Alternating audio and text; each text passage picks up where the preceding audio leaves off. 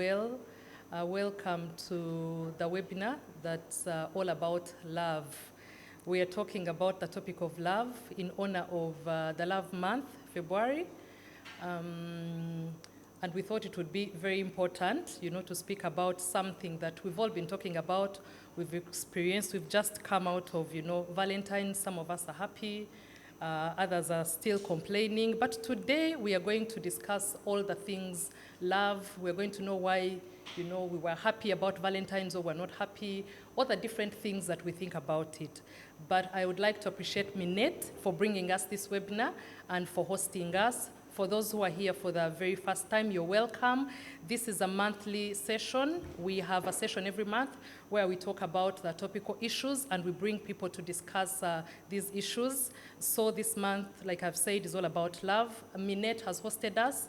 And for those who don't know Minet, Minet is a Pan-African risk advisor that's currently operating in 10 African countries. And Minet offers solutions around risk, reinsurance, and people. Our people solutions are geared to ensuring that people are healthy and also look at their well-being. We offer these solutions through medical insurance, but also through wellness.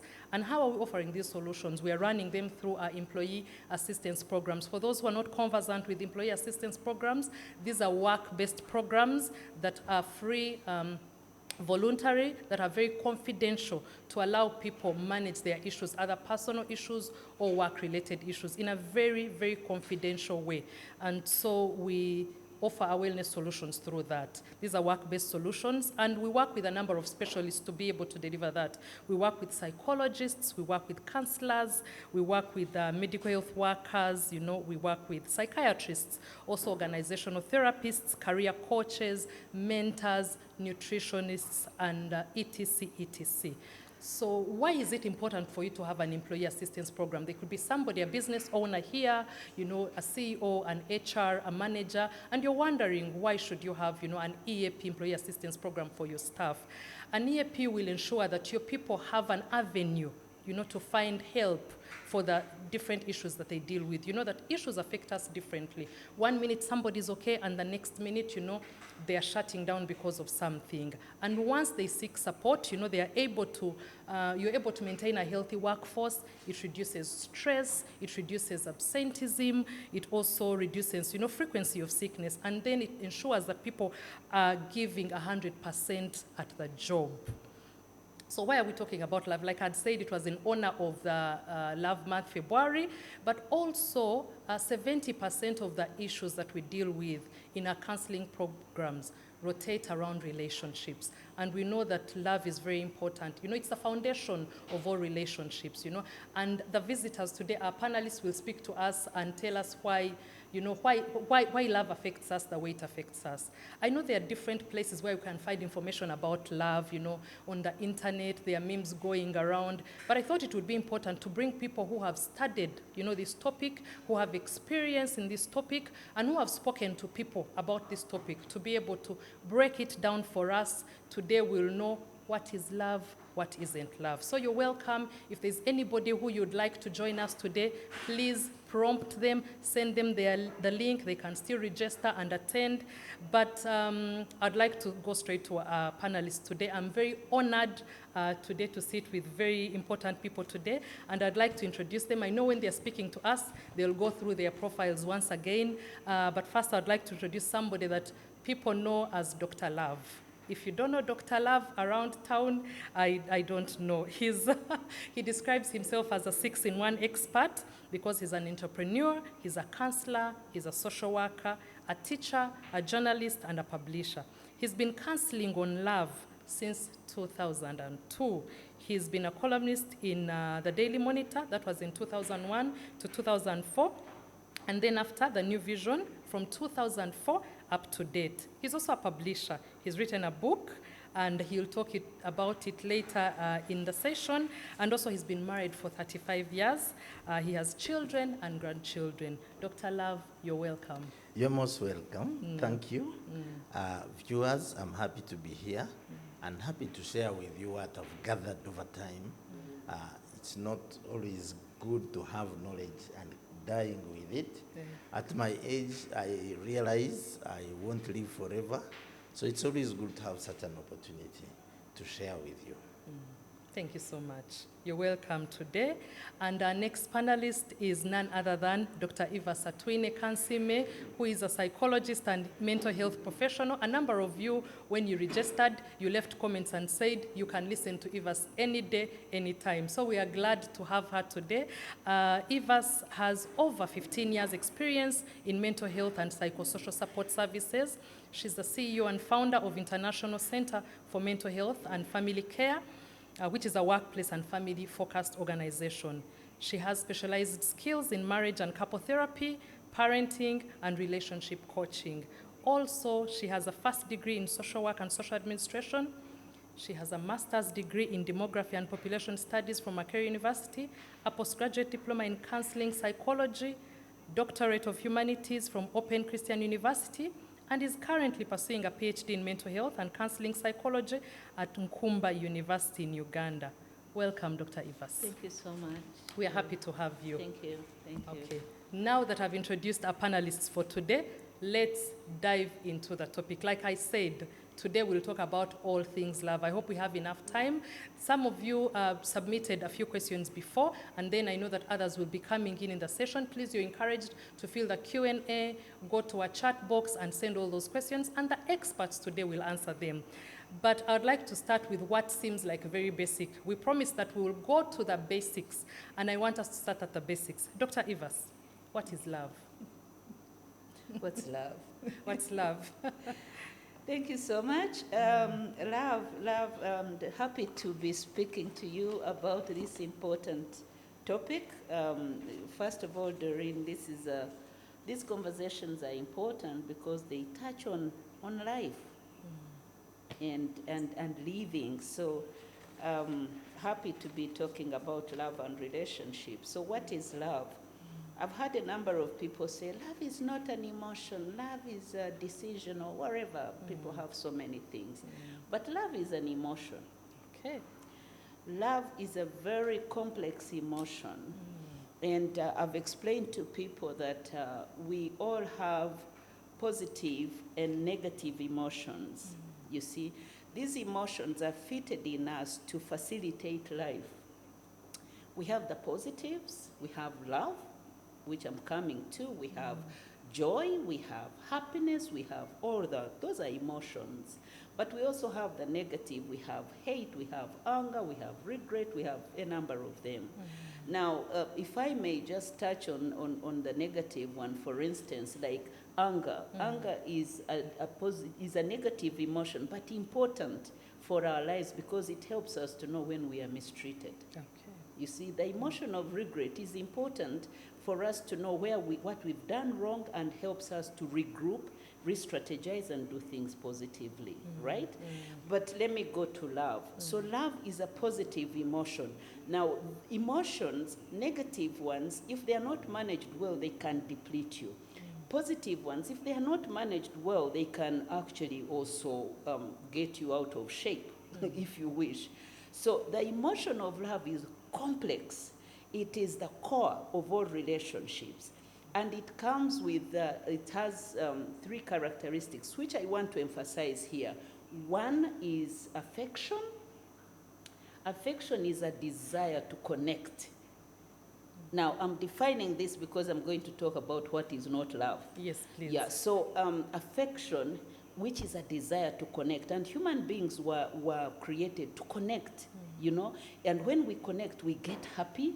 It hacks that happiness hormone, which makes us well. You know, we're talking wellness.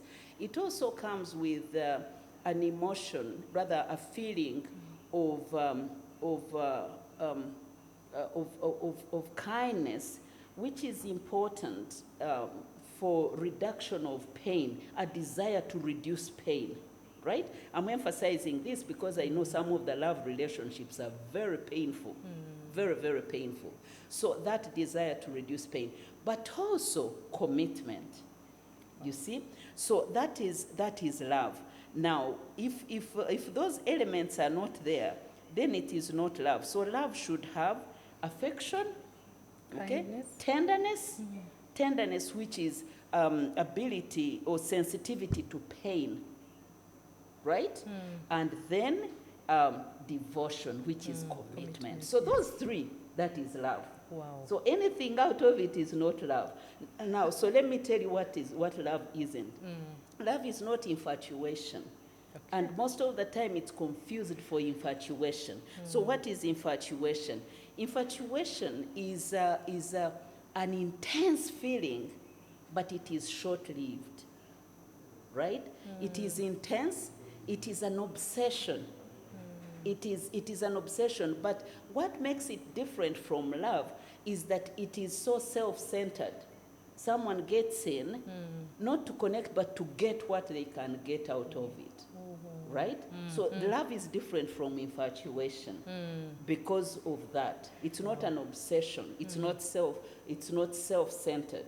It is not short-lived. As a matter of fact, from the standpoint of relational science, infatuation, that intense feeling where someone doesn't sleep and they feel they cannot wait to see the other person, but they need to check, am I desiring to connect or to get for me? Wow. Right? So it doesn't run on logic. It runs on what I get. Wow. Right? Not to connect, but what I get. And that feeling always has its lifespan on a person is only 4 months. Because the brain can't keep it, and in any case, it wasn't authentic. So if somebody's obsessed with me for more than 4 months, then they love me Then because they you love talked you, then 100%. So then if they they love are me. so obsessed and the feeling is real, it is authentic, then that means it's love. Wow. But if it is just for me what I get from the relationship, then it is infatuation. Wow, thank you so much. So many things to unpack. That's why I told you it's very important to have people who have studied, who have invested their time, into the topic. What I get from what Dr. Eva says is that if you're in something, for now we're not calling it love until we know, and there's no affection, there's no kindness, and there's no commitment, There's no then tenderness, it might yes. not be love. Yeah. But later we'll find out what do we do. Maybe before I leave you, Evas, why is love an important human aspect? Oh, it is important because you see, maybe some of you have heard me talk about relational health, Okay. right? So we have two aspects of health. We have physical, but we have relational. So relational health also feeds, you see? Relational health, just the same way you talked about nutritionists and all, they tell you, okay, this is the meal you eat to be healthy. So even relational health feeds. Okay. Now, love is one of the most important things on the menu. It's actually core to relationships, because then when you have love, you have hope, you have joy, you have peace, that is the menu. We call it food for relational health.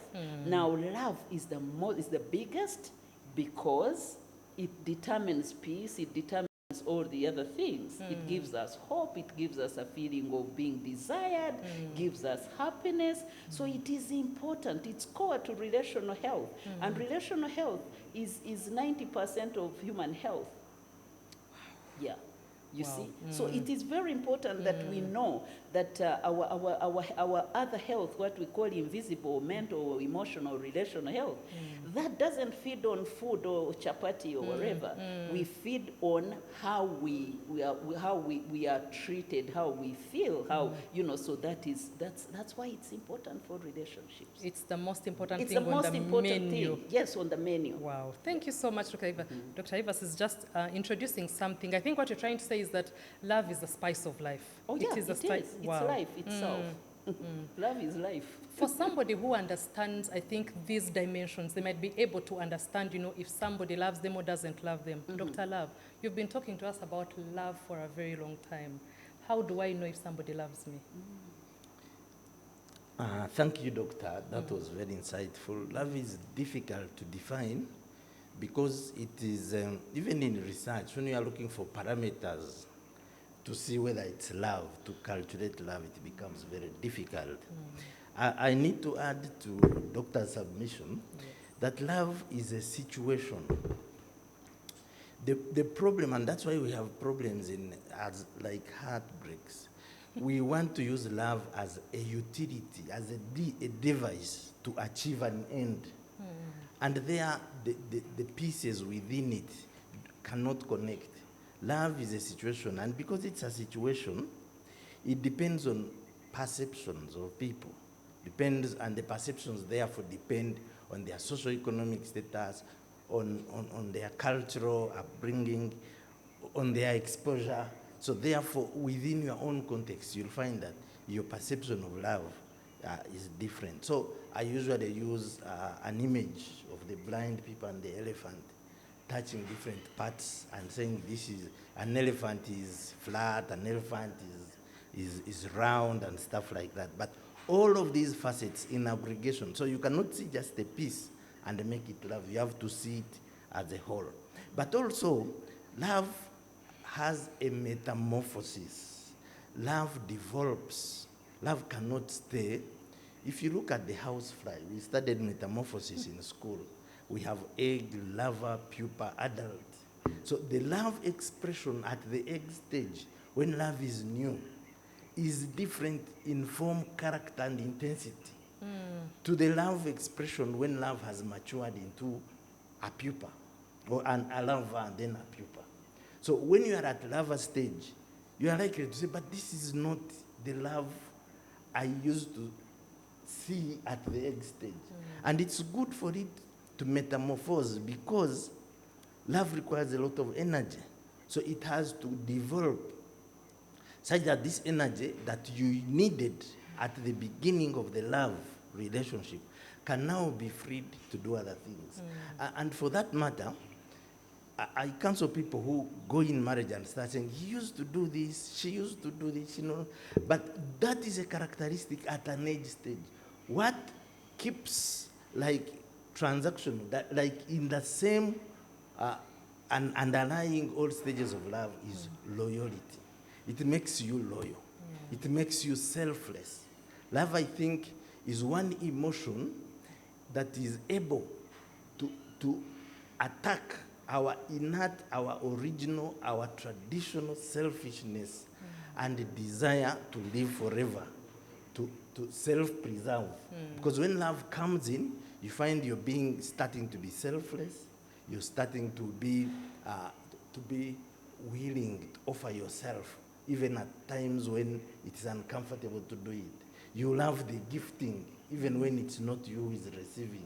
So that then becomes the emotion. So when you have this, it doesn't matter what kind of emotion you have at the egg stage, it could be at another stage. And lastly, I also need to say that you may not need to define love. When it comes to you, you will realize that this is love. Wow. And genuine love even does not depend on how you're loved back. Genuine love comes, and in spite of everything, in spite of what others think, in spite of how you're treated, genuine love will come in and take root, and you will adjust all your facets to fit in it. I like what you say, that you don't need to define love. If you're loved, you know. So the moment I start asking, does he love me? I am confused. I'm not sure if he loves me. Then it is not. Yeah. Very unfortunate. You said something that Dr. Evers talked about. You talked about loyalty. Dr. Evers had also said commitment. I see we are coming to the same thing. But also one thing you talked about, Dr. Love, it seems to me that we are giving up too soon. You know, we're giving up too soon because you described how different love shows at different stages. So sometimes you're at just a different stage and you think you're out of love, yet it's just a different stage.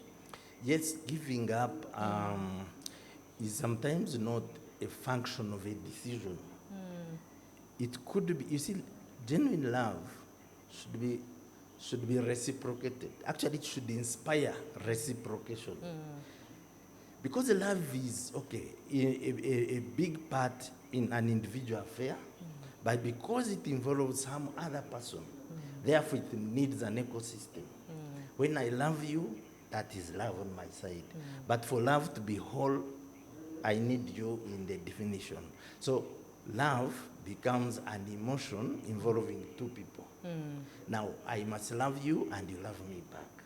So giving up one might be good. If I love you and I'm not loved back, it's not, it could be because of me, I'm not lovable. It could be because that person doesn't find me attractive. And during dating, it is perfectly okay to give up and try again. Because the sea, the ocean is full of fish. So the dating stage helps you to gravitate with a person who loves you back, with a person with whom you can adjust to and form a permanent relationship. But at a certain point, once this has happened and you proceed to marriage, marriage becomes now a protracted effort of living with another person who is different from you in many forms. Now you need love as an oil, as a lubricating oil, as a shock absorber, as a motivation factor to make you adjust to this person, make you step forward holding hands to engage the world. So their giving up becomes like a betrayal. Because love, I was telling people the other day that the winners of the last Valentine's Day are those who gave, not those who received. But it must be reciprocated. It doesn't have to be. You need to enjoy the giving. You see, if the giving makes you happy, you see, there's what we call utility. The utility is the satisfaction you get from consuming or engaging in an activity. When I give and I am happy and I'm given back, it becomes a bonus. When I'm not given back, I love the giving. It fulfills me. It makes me happy seeing the recipient's happiness. And that happiness is because of me. And that happiness might actually etch a memory in their brain. And that memory will be important for me later. Maybe at old age when I'm too old and I need help and I'm asking, bring me some water, and they remember the gift I gave in 2025 and they say, this person really loved me, and I'm given water. It's an investment. If you see it, if you want to see it as an investment. So the giving is vital. So in a way, giving up would be okay if you haven't started, if you haven't transformed into a public marriage where you are stepping into the world together. But when you have reached there, then giving up, because of human beings are difficult people to deal with. You're in love with a fellow human being who is not perfect. Even you're not perfect. So love then, you actually need love to elicit an effort, energy, investment, motivation in working hard at the relationship. Keeping the love relationship on course, because it keeps like a butterfly or a drunken person getting off the main. You wrestle it back to the main. You need to forgive, you need to forget, you need to innovate and keep the love going, because this love is the fuel. Without love, many people have married without love. All marriages succeed if you work on them, whether there is love or not. But if there is love, you'll use less energy than the other person who doesn't have love. You'll use less energy, meaning that the energy you save will be invested in something else that requires energy. You'll find that your businesses are working, your social relationships are working, we are talking about mental health. Your mental health, your ambience is okay, you are a happy person, just because the fundamental, the basic emotion of love is in the right place. We now these days have temptation to marry or to partner with people just because of the advantages we'll get from it. And that is using love as a utility to access a marriage partner, to access their resources, to access a higher socioeconomic status in the community. When you do that, when there is no love, you'll find it very difficult to adjust. So you'll be using a lot of energy. So in other words, your future will not be as smooth as a person who stepped into this life with love, maybe less resources. Over time, they will overtake you because you are wasting time in management of the marriage. And for them, they have energy for other things. Wow. The topic is getting complex, but I'm encouraged because at the start, Dr. Eva said love is a complex emotion.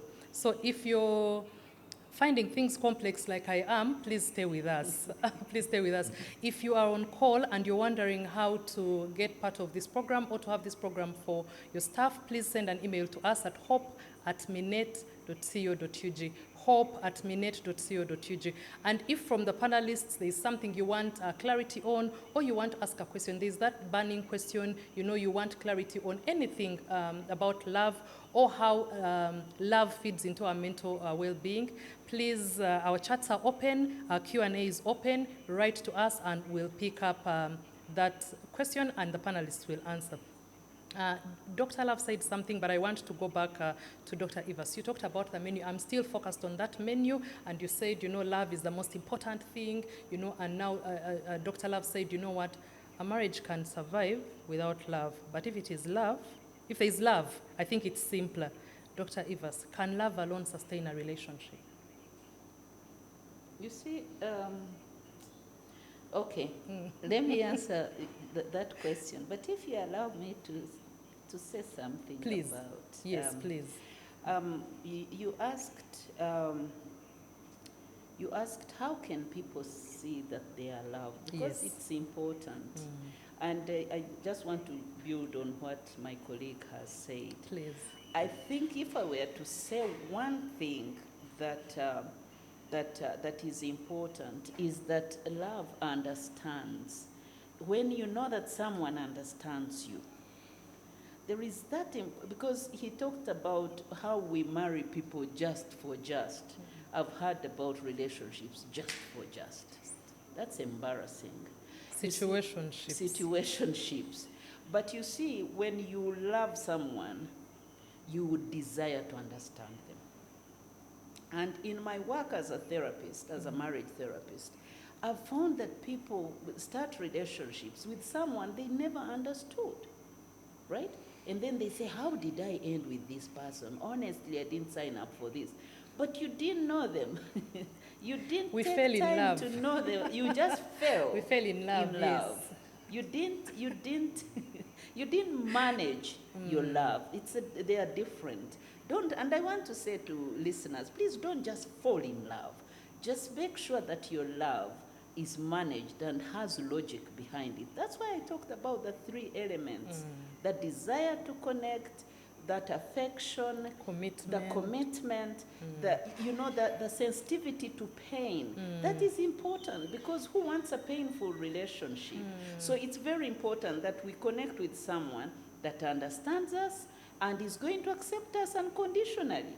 Now, he talked about love as a service. Love is service. Relationships are ministry. It's service. It doesn't though mean that you should be taken for granted, and that's, he talked about reciprocation. It should be reciprocated. So when we say give, come on, like whoever is listening, don't just give, because there's also a point where you're going to be taken for granted. And you'll get tired. And it can be exhausting. Yes. Now, you also need to know, now I'm not giving anyone a ticket to run if they don't receive back, but you need to understand. You need to understand the person. And honestly, social awareness is very important. If I'm dating someone, they have never gotten anything, they are learning. And he also beautifully talked about how love evolves. You see, in life, we learn. Life is a learning journey. Now, if you've dated someone for certain things that you have considered important, right? But they don't know 1 or 2 things, it doesn't mean you run, because you're going to run forever. You'll never get a finished product. You see, in these love relationships, we all grow. We learn, we unlearn, we relearn. We learn, we unlearn, we relearn. So it doesn't mean that every person you meet and they don't have what you want immediately, then you just run. You need to consider the most important things to you in a relationship. What are they? You see, we call it a personal value system. What is so important to you? And then when you get into this relationship, you see the person who you're relating with, who will have weaknesses guaranteed, who will not do everything right.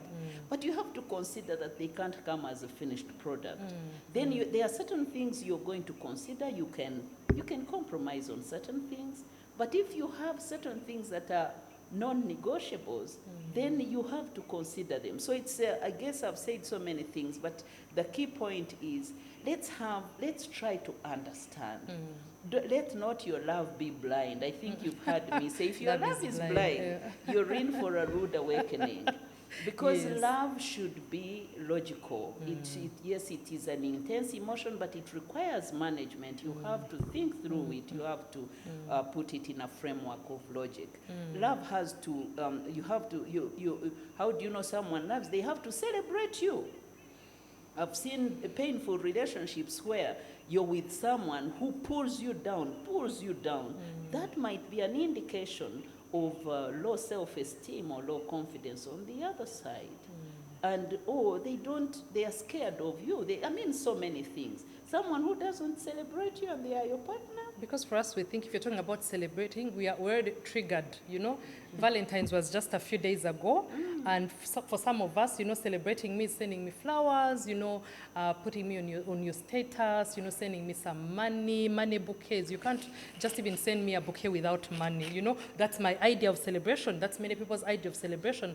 And then you think somebody loves you and then they didn't celebrate you and then they're telling you, I don't believe in Valentine's. But that is how I want to be celebrated.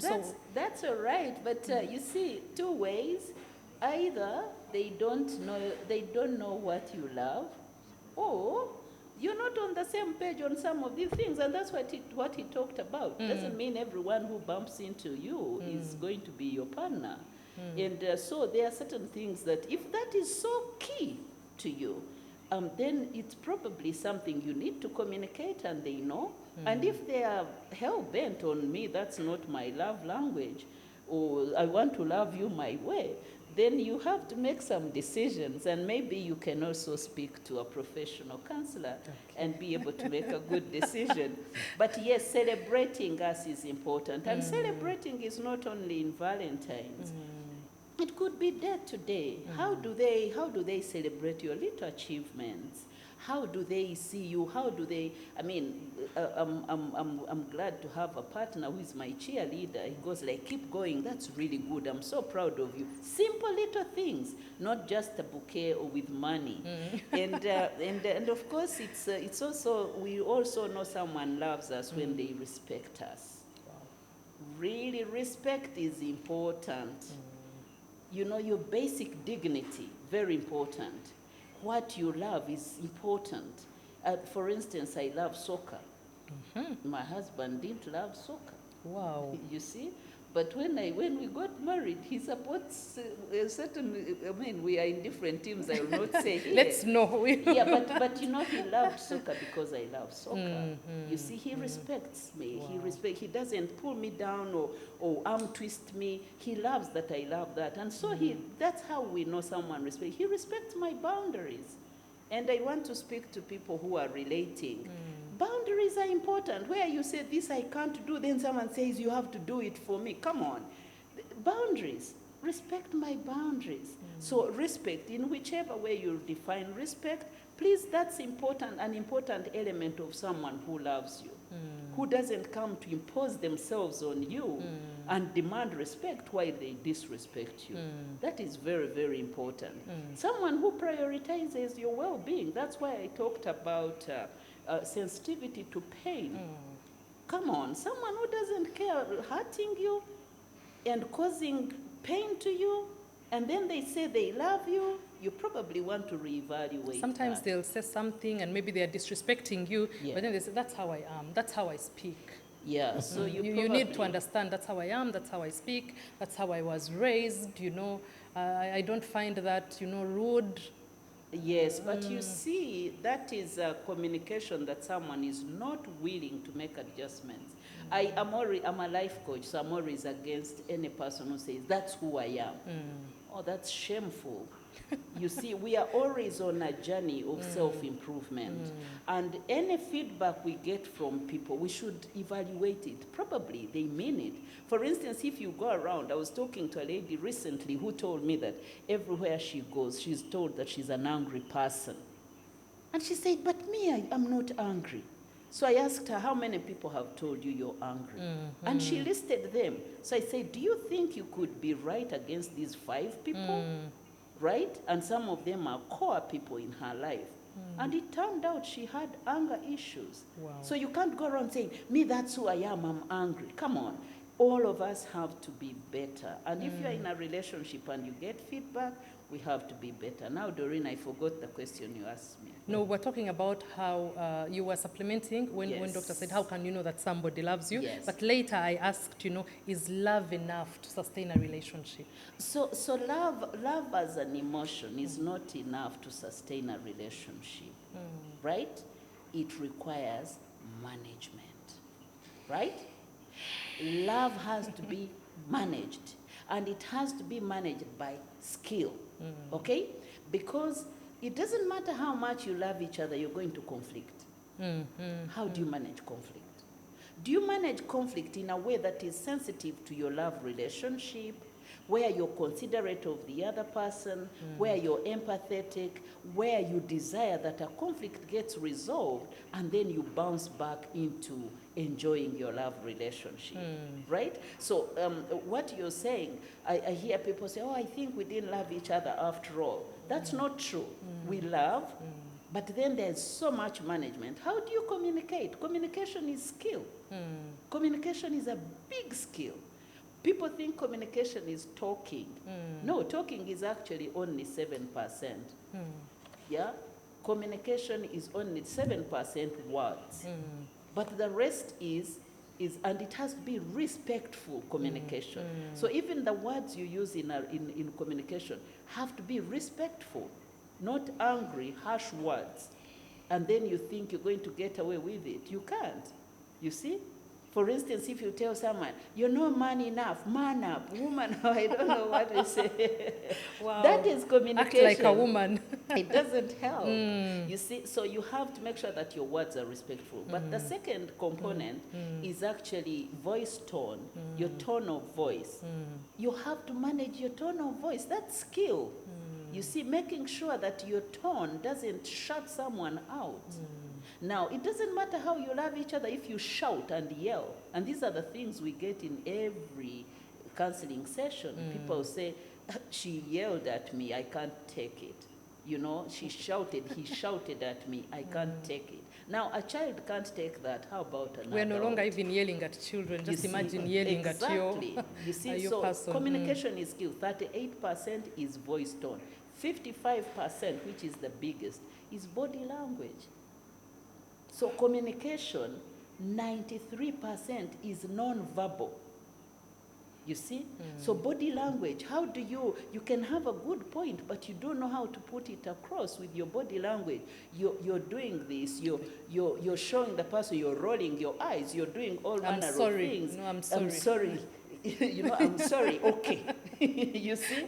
Now, that's why that love alone is not enough. You have to sustain it with good communication. You see? You have to sustain it with commitment. You know, commitment. People think, now, if I didn't love you, would I have done I don't know what? But everything shows that you're not committed. You see? You see? Love has to be sustained by fairness. Fairness. Now, one of the things we are doing, I mean, every day, just as soon as last evening I was talking to a couple, and you know, I was telling them, you can't think that this is acceptable to you and this is not acceptable to another person. Come on. We can't have healthy relationships where you unfairly do things and you think another person should accept it. You know, you go out, you come back at 4, and you want to be treated with VIP treatment. Come on, that can't work. But he's a man. First of all, you can't ask him where he's coming from, and this is his home, and you're his wife. You see that? And then they've told you when he comes at 4, you serve him hot food. and give him water and smile and sit and see how he's eating. Yes. Come on. You see, now, honestly, I've asked people, at 4 a.m., what meal are you eating? Let's talk about it. Is it early breakfast, tomorrow's lunch, yesterday's dinner? Like, what exactly are you doing? But on a serious note, you've been out, they've told you your wife should not call you. Yeah. They shouldn't call you because you're a man. You'll get upset. Yeah. You come home, she should wait. And how do you think she's feeling by the time you come? That she should therefore act loving? That is not sustainable. That is not, that's unfair love, you know? And so that cannot be, you see? So there are certain elements, I guess I wouldn't go through all of them, but there are certain skills that are important to make sure that we manage love and keep it warm. Otherwise, it's going to go cold and bitter and angry. That's why we are seeing all these divorces. You see, that's why we are seeing ugly marriages. I've shared statistics here before. A study was done here in Uganda. I hope you are aware of Dr. Love. In 2020, our divorce rate has skyrocketed. We are now at, as at 2020, I'm very sure we are way beyond this. It was at 12%. We were moving from 3. Now, It's COVID because yes, we were listen, closed. You see, and then the people, out of the over 4,000 couples that were interviewed, only 11% said they were happily married. 77% said they were miserable in marriage. And honestly, it is possible in this country. And when 77%, let me just, as a student of statistics, 77% means 8 in every 10 marriages. Can you imagine when you have 8 in 10 marriages? People are miserable, but they are happily married. Rather, they are married and they are celebrating 25 years and they have an anniversary. We have the ring. Oh, you have the ring. But people are miserable. And you see, when we have miserable relationships, that's a recipe for bad health. It's a recipe for bad health. It's a disaster for the family. It affects children for those who have children. So this is not a joke. It's not a joke. So when we talk about managing marriages, managing love, to answer your managing question, love, yes. managing love in a more realistic, fair, respectful way. That is important, and it's good for our health as well. I've told people that when you mismanage your love, you're going to be sick. So it's not about, oh, you know, that person should bear with me. No, you actually are sick. You see, you're going to be sick. The amount of stress you generate from mistreating the immediate person in your life, you're going to be sick.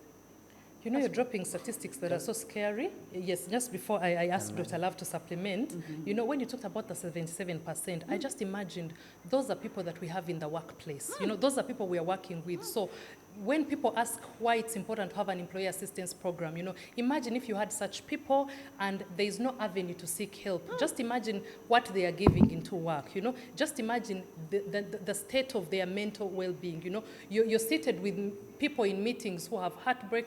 You're seated with people in meetings who have not spoken to their spouse, you know, for the last 1 month. That's the thing. You're seated with people in meetings who don't feel loved. So when I talk about employee assistance programs, and we have seen so much people receive help, you know, we've seen so many people receive help. And for anybody who is here and is second guessing, you know, you are a leader, you are a CEO, you are a manager in an organization, please write to us at hope@minet.co.ug. We are able to curate for you solutions that speak to your people. This is an avenue where people can seek help for such matters as these. Just imagine a confidential program, you know, for your people who are faced with these things. The 77 people could be in your organization. So just imagine if you gave them an avenue to speak to somebody like Dr. Ivas. Dr. Ivas is one of the people that we work with here at Minet. Dr. Love is one of the people that we work here at Minet, you know. So if people have avenues like these, you know, to speak to people and find help, then they're able to show up as better selves, as better employees, you know, at your workplace. Dr. Love, you wanted to supplement? Yes, I wanted to supplement. Thank you, doctor, for raising those issues. And you see that 77% has a negative impact on the 7% because they talk about marriage as being bad, they have no faith in love, and they infect, they spread their toxins to those who are trying to work hard. But what also I wanted to clarify a bit about, she was talking of logic, try to love with logic. Uh, when you fall in love, there is a rush of hormones, which is a biological function of the brain. The hormones come in you and make it really very difficult to love with logic. So the solution is dating. In my book, I am arguing for a dating time period. When you fall in love at the onset, you are flooded with hormones, with expectations, with all these imaginations and positivity. But you need time for the hormones to stabilize, for you to start seeing your partner We don't have that time. with shades of some logic, not blinded by the emotion of love.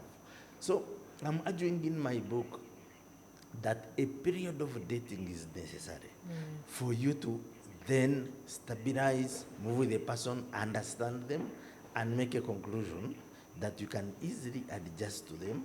They are lovable, they are your choice, they are a partner to deal with. And so therefore, because there is no perfect match, you look at percentages. And the bigger the percentage, the easier the adjustment will be. But I also wanted to contribute on how do you know if someone loves you, because it's a sort of take home from this kind of this activity. In my book, in chapter 5, I dealt with it. So I listed here a number of topics, of pointers to see if someone loves you. And some of them have been mentioned by Doctor. Thank you. I want to just list, for purposes of time, things that have not been written, and I won't explain much. Those that have not been written, when a person loves you, he makes the survival of the love a priority. Even when you're arguing, when he's annoyed with you, she's annoyed with you, the type of argument is one where they want the love. They're arguing from a place of love. They are love. not really bringing you down. They are not trying to argue as if they want the love to end. Then they are selfless. They try to support you even at their own expense, even when it's difficult to do that. They accept your shortcomings. They create time for you. Someone who says, I'm too busy all the time, doesn't love me. Yeah. Then they find gifting very easy, whether it's an anniversary or not. Love, one characteristic is that it makes you love giving. They get to know you. There is a motivation to know you. They will try to find out your history, your birthdays, your interests, your friends, your hobbies. There is that kind of... and then they are social psychologists that I wanted to quote, Tanya and John Barr. They talked about the chameleon effect, that a person who loves you finds themselves mimicking you, the way you talk, the way you gesture, the way... It is a subconscious reflection of admiration. And they quote you often. So-and-so told me, so-and-so said, it seemed like he told me, like she told me. They start gesturing like you. There is a kind of chameleon effect. You know the danger of that? If it's a man, then we'll say he's in a bottle. Because I imagine if a man started mimicking me, and he's talking about my friends. And according to them, it's not a decision. It's a subconscious kind of attitude. You don't realize. You don't realize you're doing it, but you love doing it. Then they also love exclusivity with you. They are not always crowding your interaction. They want some time to be with you, to talk about us, talk about the future, talk about the relationship. But if every time you are together, they are inviting other people, yes, it's good to social, but then all the time becomes suspect. Then they also, they make you a priority. This is, he had talked about it. Many times we don't have enough resources to go around. But in the distribution of resources, if you are the priority, if you are consulted sometimes, and then also love opens up private spaces. You'll find that you are being invited into their family, they are introducing you to people. Sometimes they are telling you family secrets of what happened. And yet there are people who have been with people for about Yeah, 5 years and they've never even met a family you person. could be described as a stranger if we talk about family, because they've been with their family for a longer time. But with you, they start telling you, my aunt has this problem, we have this problem in the family. So they start seeing you as family, they open up those private spaces, you start knowing a lot about both negatives and positives, and it's an internal comparison. You cannot say, please, when you're dating, before you're sure that this is a person I can evolve with, it is a bit risky to start giving family secrets. But once they reach that personal level of even sharing their own fears, their own inadequacies, that is also a sign of love. There is also a tendency to physical affection, romance, romantic names, and you want to say it, you want to hear it, even in public, and then they involve other people. They call you sweetheart in the presence of their friends, of their siblings, of their parents. That's a statement. A statement. If someone is trying to hide you, then there is also a problem with that. Or if he's calling you madam, or your name at work. You're not even married to him, you're his girlfriend, Yes. and he addresses you as madam. Yeah, there is a lot more. Respecting you. It's not. Yeah, you see, sometimes we cannot make what we call like a katiba of everybody. We are 8 billion people. Some people have even outrageous differences with others. But those then will evolve with people who are similar. So in the interest of time, the rest can be found in my book, because I dwell so much on love, how we love and how we notice those who love. You must notice that a lot of disappointments in love, because love is beautiful, and so it has attracted many fraudsters, many pretenders, many want to use it as a means to achieve something.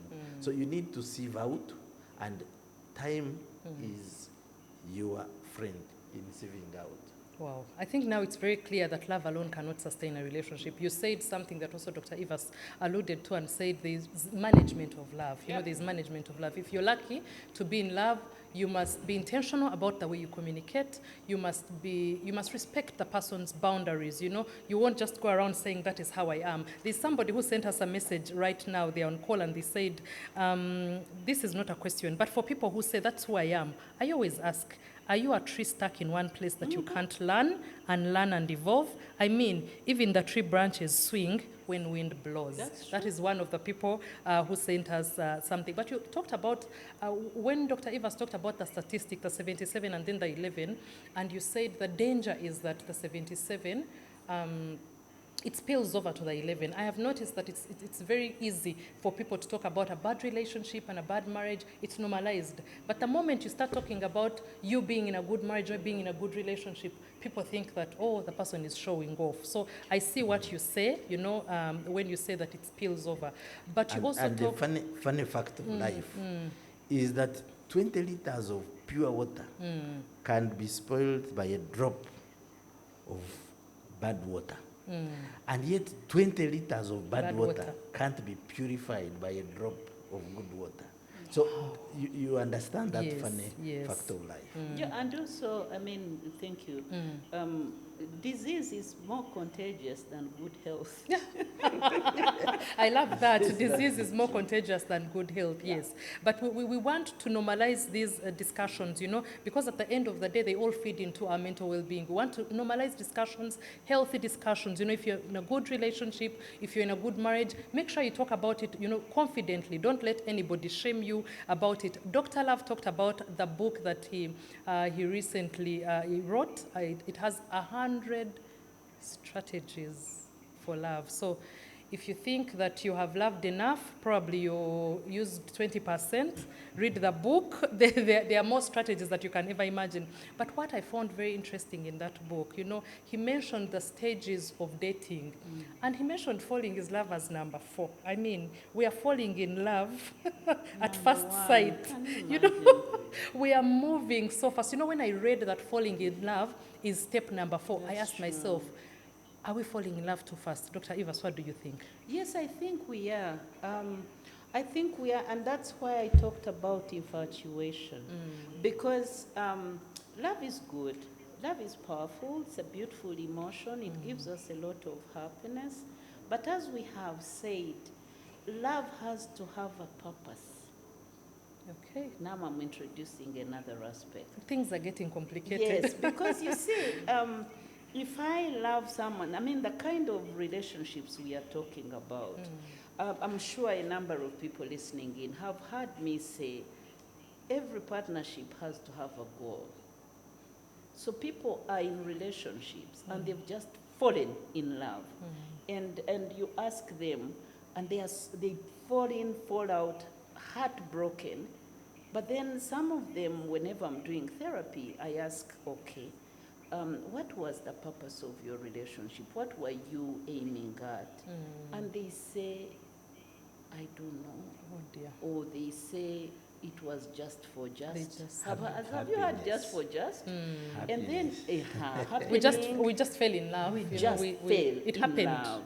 But you see, the way you fail, you're going to fall again, because you see, it has to be, you have to be on purpose. And that's why we were talking about logic. When I see someone, there is what we call an attraction, the science of attraction. We get attracted to people. But then we don't connect with every person we get attracted to. So there is connection. What did you say? We don't, We don't get connected? We are we attracted. don't connect with every person we First get then we attracted connect. to, right? I can see, I can look at Dr. Love and say, oh, this guy, it's a dude, right? He's a cool guy. He's a cool guy. Yes. But By then God's the next, grace. the By next, the next message in my brain is, okay, so then what? Okay. You see? So that's where logic comes in. So if I get into a relationship, that's why, for instance, you've heard me talk about workplace intimate relationships. People fall in love. But then this thing has no mulamwa. You know, this is some married person with 5 children, another person. You're headed nowhere, but you're in love. Now that's infatuation. You're up to nothing. You're just, probably it's a result of proximity, Yes. but you're not. It's a convenient It's a relationship. convenient thing. So love should have a purpose. It should be aimed at something. And that, when you have a purpose, then you're also thinking, okay, is this the right person I'm going to be with? Are they committed? When we start asking those questions, what we talked about, knowing that someone loves you, for instance, do they prioritize me, or are they just in for their own good? Do they support my goals? Are we on the same page? If you allow me, I'll quote scripture. Please.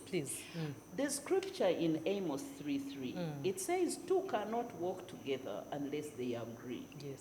Now that agreement also applies to relationships.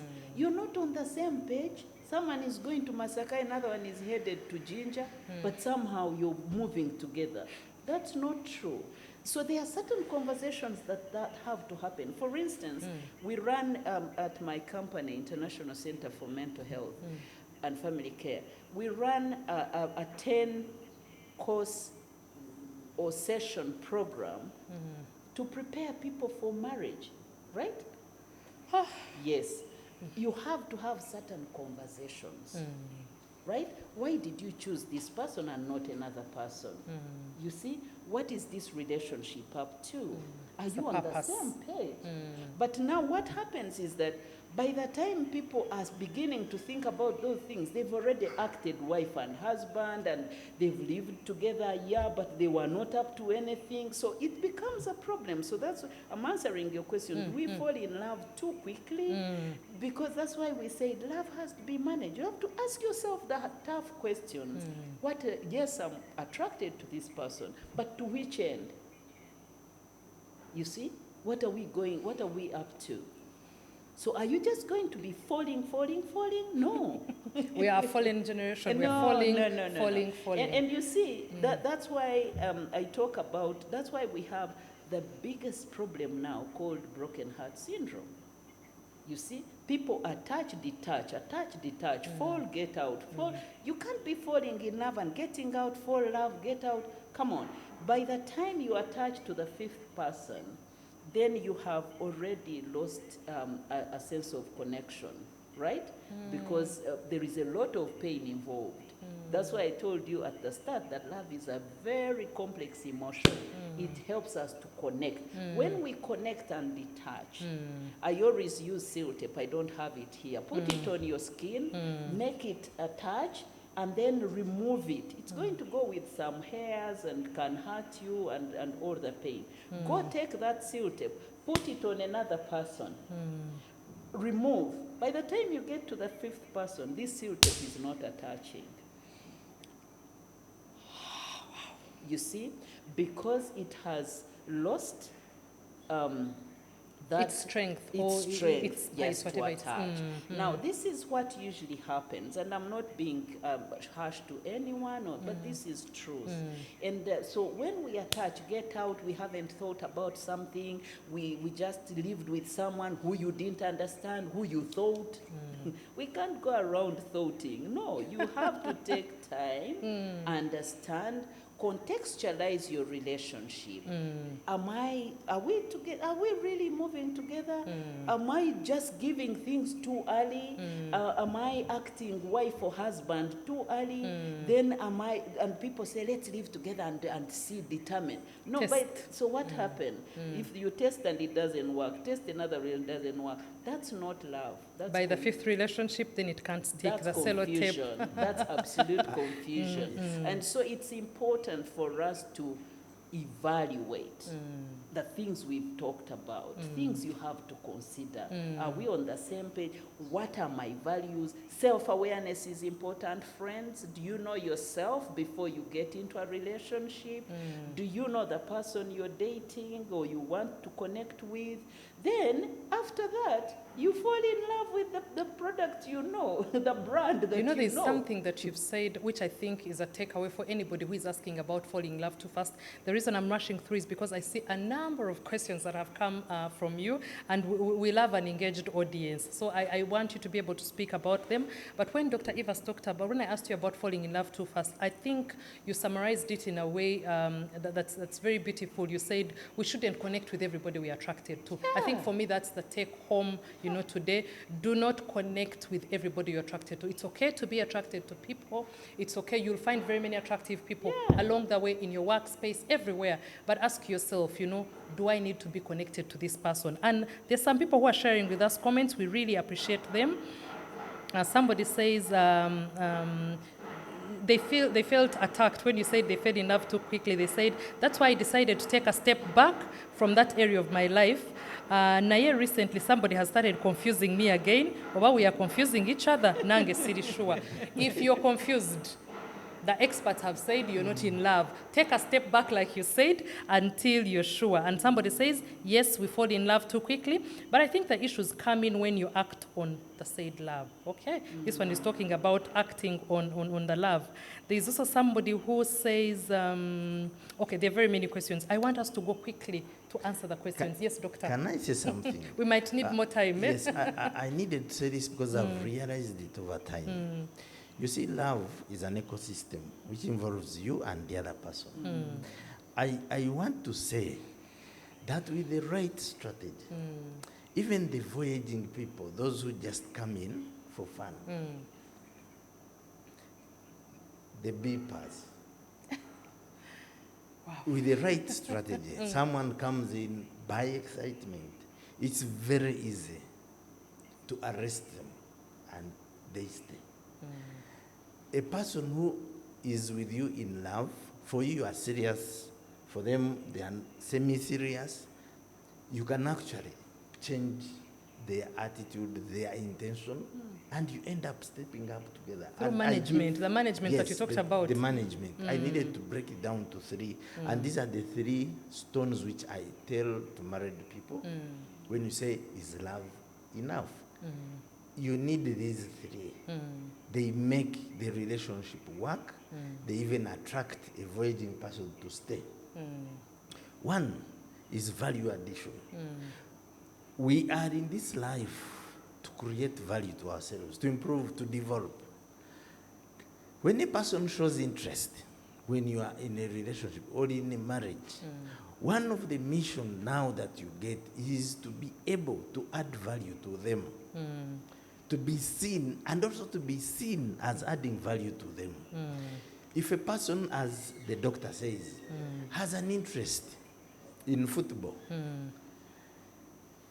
an interest in business, in politics, in all these other different things that you do not have, it helps to develop that interest so that you are knowledgeable, so that you have a locus on which to sustain a conversation.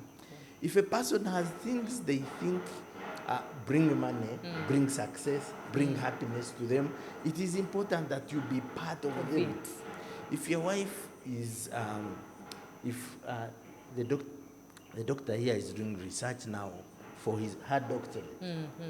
If she does research and her husband is helping her tabulate the results, when she is getting her doctorate, she is seeing her husband as part of this success. So every time she's called doctor, the husband's effort will come up. If your partner is into politics and is standing for elections, we are going to be part of the process. When he's elected, they will see your effort there. Add value. Be valuable, because we look at things that add us value. Many people, and unfortunately especially females, want to think that because I give you children, because I give you sex, I cook your food, yes, it's good value, but we need to step further and be relevant in the spaces that partners consider success, happiness, money, and value. Wow. The second thing, apart from value, adding value, and in a marriage, when you add value, you become a necessary part of a person's development and very easy to dispose of. And so if you date someone and they quickly see that you are contributing to their success, you will impress them. Secondly, it's about companionship. Human beings are not loners. We are created with that yearning for a companion, that yearning for an extra person. That's why solitary confinement is a punishment. So you get a partner. I always tell people we have so many weddings, but very few marriages. Yeah. A marriage is an addition of one to one to become one. When you marry, you need to find a way to integrate yourselves, your lives. Have similar friends. Let your relatives know each other. Let your investments together, maybe savings together, plan together, have a common purpose. Because that common purpose will make your differences trivial, because you have a common aim. I give an example of a football team when it's playing to win. It's not that the 11 people are friends. They may actually be rivaling over a woman, over a project, over positions. But at this time of the game, what matters is to win. To win, yes. So these trivial will be there because we are human beings, but they will not matter in a context of a goal. So if you're married and you're building together, you've started a business together, you create those stakeholders that then make your personal trivials, differences trivial. So companionship is integrating such that disengaging becomes difficult. The last Maybe just before you come in, the last, I noticed that we have 5 minutes to close. It's been such engaging, and I will allow you to say it. But I'm going to read one question. I have looked through the questions. Some of them, the beauty is that our experts were able to answer them as they spoke. But I want to allow Dr. Evers to answer this, and then also give her parting shots. It's very unfortunate that the time has been quite short, but we can always come back. We run these webinars every month. There's a webinar every month. Please make sure you look out for the links and register. Write to us at hope@minet.co.ug on topics that you'd like to listen into. And if you want Dr. Lava and Dr. Evers back here, we will definitely be back. Dr. Evers, I'd like you to answer somebody who says that they have somebody, but then they've fallen in love with somebody, and that kind of infatuation has gone beyond 4 months, about 3 years, and they feel that the former love is dwindling. So they're asking, can you fall in love with two people at the same time? When you answer that, give us your parting shots. Okay. No, you can't fall in love with two people. That is as straight as that. Wow. Because you have to check why you are in two relationships. Why? They connected with somebody. No, you that they- can't. Probably in one of them it is an absolute infatuation, and it could be the first one, because I told you that infatuation is self-centered. You want something from that relationship, not necessarily to grow in the relationship. I hope that is clear. You're in for a certain thing that serves you. You see? So you have to check why you're stuck in two relationships. My colleague talked about exclusivity. I really want to emphasize that for us to be happy and enjoy meaningful, healthy love relationships, exclusivity is important. And it is important to you as an individual, leave alone the people that, because people think they are faithful and exclusive for their partners. No, it's important for your mental health. Okay. You see, managing two relationships is confusing. It's confusing. It has to be sustained by lies. Now, anything, by lies, deception generally, and any other trickery, all that is so energy sucking.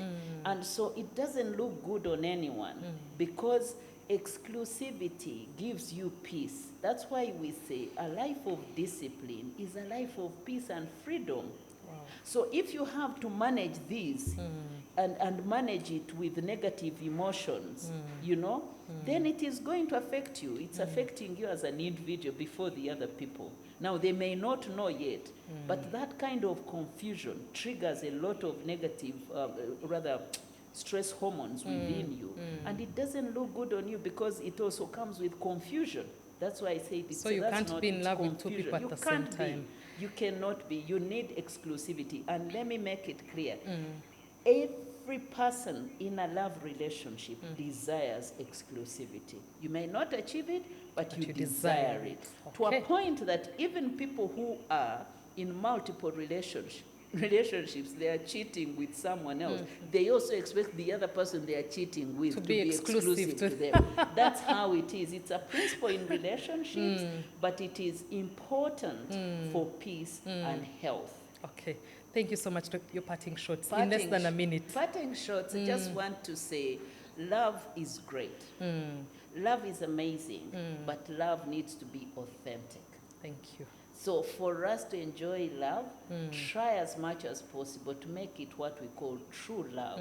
With those three elements I mentioned, number one, it has to be affectionate, kind, commitment. and commitment. Thank you so much, Dr. Ivas. Very quickly, Dr. Love, before your parting shots, somebody is asking, they've noticed that they've fallen out of love. What can they do? We have a minute to close. Tell us what we can do if we're falling out of love. For me, I think it depends on what stage. If it is dating, I think once you're not married, once you're not married and you feel you've fallen out, that is a warning before you make it a lasting commitment. Now, when it's a lasting commitment and it's a marriage, it's more than love, because there are stakeholders in that relationship.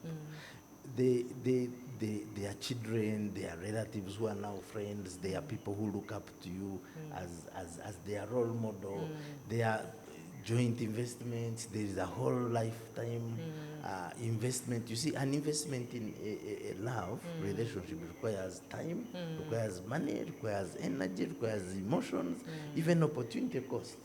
So once you feel you're falling out in love, it's much better to identify the causes and work on them, work on bringing back the love. I think we're going to make it a series where Dr. Love comes and tells us what steps we can take. But because we are out of time, please follow us on all our socials, on X.